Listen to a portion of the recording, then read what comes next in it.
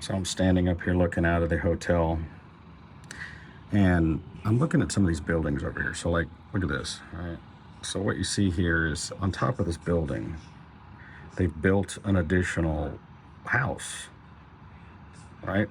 And I've started to realize that what they do, or what's been done in however many years, is they took these rooftops that were probably just flat, right? Like this one here, right? So this is 4 different apartments. Matter of fact, here's a dude, he's just chilling. He's working on the house. So that section there, that's a house. And then that's a house, right? And across there, there's a house. And there's a house. So you got to think that on top of this building, off of whatever this is, 53rd Street, downtown, Midtown Manhattan, like that's probably worth millions, right? So, you know, these building owners or whoever, they've started building, like that's what I think they're doing over here. I think they're prepping this top to put some houses up there. Because basically, like check out this apartment, right? Look at that thing. So that was probably a flat rooftop, and they built this little house there next to the elevator shaft.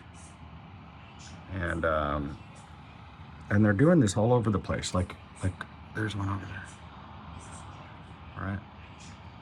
And I'm sure that these little rooftop apartments, which aren't very big, probably cost millions of dollars. I see them all over the place. It's pretty interesting. Life in New York. I mean, for the price of that thing, you could have a gigantic mansion somewhere else. But of course, you know, they're in New York. I guess if you need to be in New York, you know, but like, I don't know. If you can afford that, you probably make enough money. I mean, I guess if there's something that you do that you have to be here and you want to be close to the action because you work in one of these buildings and you're making $500,000 or $1 million a year or something like that, because you'd have to be, because I can only imagine what something like this costs. I'd love to know if you know anything about this and you live in New York. Tell me about it. Like, look at this. You know, like somebody lives in this. It's basically a trailer on top of a building with a window air conditioner, and they probably paid $1 million for it. Yeah, see over here? Like, you know, you could tell that that wasn't part of the top of the building. Pretty sure it wasn't. And so, like, you know, each of these little tenements, they're probably not very big. When I was talking to my friend Voltaire, he said his entire apartment is like 10 feet by 11 feet. That's like the size of your average bedroom. That's his whole apartment. And it cost him, I think he said it was like over $1,000 a month or something like that. So he's basically in one room. I mean, our hotel room is, this one room is bigger than his whole apartment. So like, that's why this room is like $500 a night, because this is huge in New York. So like, there's people who live in these tiny, tiny little places. So you got to have some serious scratch to have a place even like this. Look at that. It's like a multiple story thing. They got trees over there up top. I mean, imagine how much work it was just to get a tree up there. I guess unless they planted it and it grew there. So there's probably huge opportunity. Somebody has this building right there. They could put a whole house up there. You know, they got a huge generator up there. They have these water towers up there to increase the water pressure, which I've heard is fantastic. You could just stare out the window for hours and just see new things. I like this dude who's sleeping. He's taking it. See, here's a contractor they've hired. They've hired this guy. Look at this prick. They're probably paying him $50 an hour, right? To work on this house, and he's taking a nap back there. Look at this prick. I was trying to open the window and yell at that guy to get back to work. All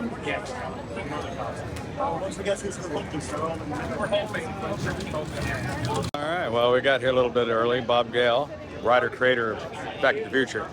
He's going to do like a ribbon cutting and officially open the store so that these fans that are queuing up can run in there and buy some Back to the Future musical souvenirs. Show is till 8, so we got a lot of time. It's not even 5 o'clock yet. People are already queuing up. We're going to probably grab a bite to eat before the show. We won't be able to film inside the show, but should be an after party later. We'll see what's happening. I'm Bob Gale.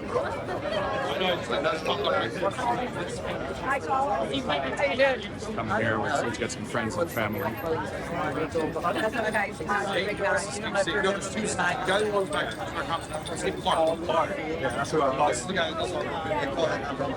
I spent like a week.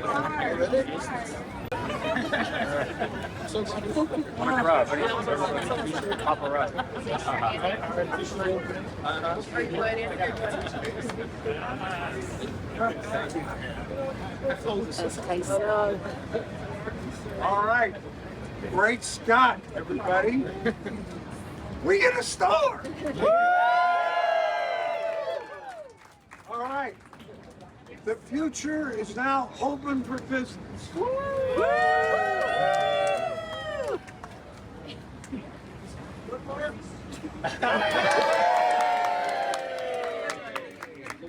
All right, ladies and gentlemen, we're going to do this calmly, please. 10 at a time. That's going to be our first thing. So we've had folks waiting. Man, you're here in case you come on. We're excited to meet Bob. There he is. All right, you guys, you want Piling it all, aren't they cute? Come on. Aw, that's awesome. It's great, Scott. Next generation Back to the Future fans. People here from all over the planet. Congratulations, Colin. Thank you very much. You're welcome. What did you get? You got a skateboard? Where's the wheels? Are they hoverboards? Yeah, I can do that. Excellent.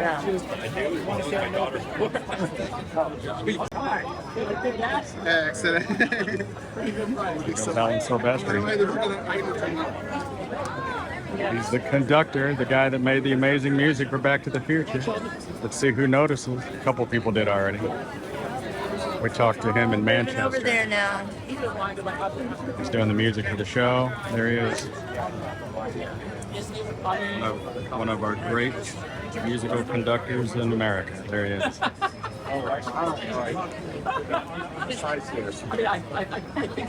Fantastic. Inside the store, let's see what's we got here. We got books. I have one of the original prototypes of these on the fridge. We have some little fridge magnets. I think we need one of those. We need a fridge magnet for sure. Definitely need that, right? A fridge magnet. Oh, wow, we have a vinyl record. Maybe heard your song. Are they high enough for you though? I don't know how hard they are. Let's see. We've got the CD. We've got the vinyl. I got the hat. Let's see what else is over here. Little tiny skateboard. More chocolates. Look at that. Oh, these are cool. It's too bad it doesn't have today's date on it. The little guitar. Oh, that's great. Let's see. Decals. Poster. There's the socks. Oh, sorry.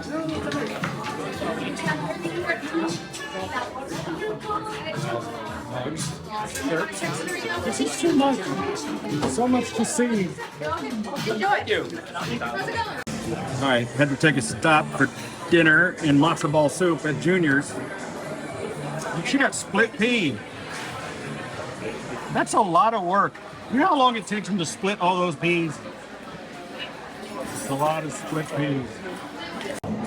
I wanted a small sandwich. I said, just give me a light tuna, small tuna sandwich. Should have ordered the liver. Chopped liver? What am I, chopped liver? This thing is gigantic. finally getting in. The line goes around the building. It's pandemonium. It's crazy. Look at it. The line completely encircles the entire block. It's crazy. Yeah, it's insane. The line went around the entire block. They had to make a new line. The police are here. It's crazy. Okay. It's crazy. Let's get inside. Here we go. More merch from here. Let's take a look at the theater. Wow, it's fantastic. I got clocks ticking. They're selling more stuff. I love it. Checking out the production booth. So I sent these guys the parts to make this flux capacitor that they needed. They needed that to power the show. Let's go. Okay, we finally got our seats. Yeah, Got our sippy cup beverages with our collector cups. I'm here. People are recognizing me like crazy because I look like me. I always look like me everywhere I go. There's no hiding me. And it's great. Look at this. Look at this. Theater's amazing. No spoilers, but it is a highly immersive show. You have these, like, they completely transform the theater. So I'm not going to give you any spoilers, but you are inside the movie. You are inside the musical when you come. Fans from all over the world. So great you're here. Thank you so much for that. Thanks for everybody being here tonight. This is indeed our first time through the show here in New York. Our first time. So there may be a moment where we have to adjust the space-time continuum, but don't worry, we'll get it together. Anyway, most importantly, you're here, have a blast, and enjoy Back to the Future, the musical.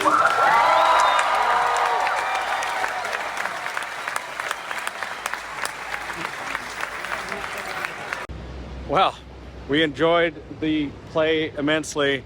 Came outside. I forgot to do my wrap up because there was so many friends and family and so many different people that we ran into. And then we went and had cheesecake over at Junior's. And oh my gosh, it was such a whirlwind.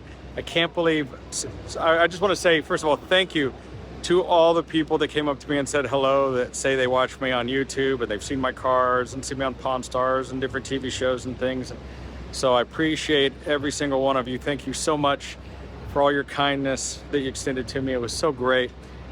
The show is fantastic. I don't want to give out any spoilers about it, just like my wrap up on the show when I saw it in Manchester a couple years ago. You're really inside the show. You're part of the movie. You're part of the stage show. And again, I don't want to give away any of the spoilers, but you know, you're going to see the DeLorean. There's so much I want to say, but I can't. All I can tell you is it's like being inside the movie. The music is great. The acting is great. The characters are spot on. I mean, not only the way they look, they sound, they move. The George McFly, the Biff. I can't really pick anybody. They were all fantastic. Doc Brown is just so good. All of the characters, you're going to love it. There's no way you could hate this. So if you're a Back to the Future fan, if you're just a fan of musicals and Broadway, this is something that you've got to see. So it's going to be, I don't know how long it's going to be here in New York on Broadway. It's at the Winter Garden Theater, and you have to come and see it. If you're a Back to the Future fan, I cannot recommend it enough. To the people that were part of the production, I want to say thank you so much for bringing all of our favorite movie to life.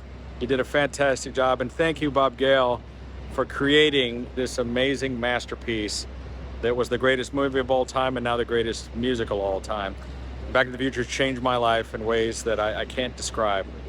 And so it was just a wonderful, wonderful night. Me and my wife had a great time, and we'd love to come back and see it again. I hope they bring it to Vegas. And, you know, while I'm over here, I want to show you, I've showed you this friend before. If you're visiting Times Square, he built his own DeLorean time machine. It's more of an art car. It's a tribute to Back to the Future. He's a passionate fan, and I'm sure you'll see him here if you come out. People tag me all the time and say, hey, you know, there's a time machine in Times Square. Should always come and see it. He's the nicest guy ever, and make sure to tip him. Anyway, check it out. There he is. I know, it's... There's the real Doc Brown. You don't need Thank you. Thank you. Yes, that's right. Want to see something cool? Check out this watch. Now this watch is actually made out of John DeLorean's DeLorean. So it was one of his company cars. They made about 200 of them, I think. I forget how many.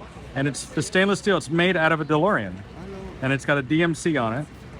If you look closely, it's actually made from a DeLorean. Stay right there.